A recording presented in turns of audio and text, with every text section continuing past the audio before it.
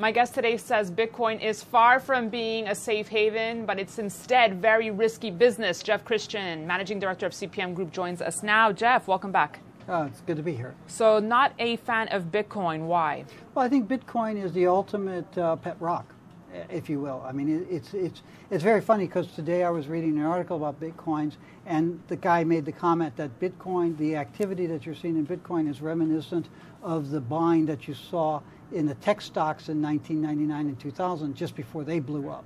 And I think that it's just a gigantic speculative play. It has no tangible asset behind it, and it's a scandal waiting to happen. Are we seeing investors that are interested in gold flocking to Bitcoin, abandoning gold for Bitcoin?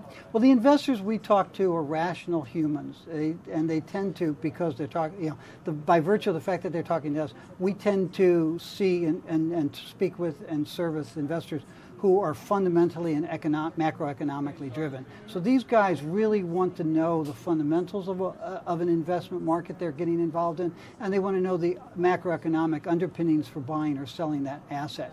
Those people are simply avoiding Bitcoin because it's completely divorced from those realities. What you are seeing are speculative people buying. We do have some investors who are long-term gold investors, and they will trade Bitcoins on a day basis, but they go home neutral every day because they see it just as a speculative play. So, but a lot of people would argue, hey, I made a lot of money off of this Bitcoin rally. A lot of people make a lot of money out of other Ponzi schemes and other scandals and prostitution and drug dealing. Just because you make money on it doesn't mean that it's a legitimate activity for human activity. What's the biggest misconception surrounding Bitcoin? What would you like to clarify for a lot of people who are new or want to expose themselves to it? Well, I don't know misconceptions, but I could say this. If you look at currencies, a national currency the value is based on the full faith and credit of the country, the government that's issuing it, and it has unlimited supply and it has no tangible backing. If you look at gold, in contrast, the value is based on the faith in gold of the market. There's no government that's issuing it. It has limited supply geologically, and it has a tangible asset, gold. If you look at a Bitcoin, it is based on the full faith in the market of the value of the Bitcoin. There's no government backing it. No one actually knows who's backing it. Right. There's evidence that a lot of the people backing it actually have criminal background.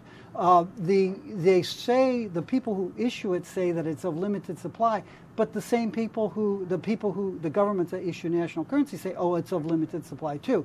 It's Bitcoin supplies and cryptocurrency supplies are only limited by virtue of the fact that the people who are issuing them have said, oh, we won't issue them. And they can change that tomorrow, as national governments have for 5,000 years. And there's nothing behind it. It's a computer chip that disappears overnight if somebody decides to. Jeff Christian, Bitcoin is a pet rock for you, or electronic pet of some sort. Thank you so much. Yeah. Thanks so much.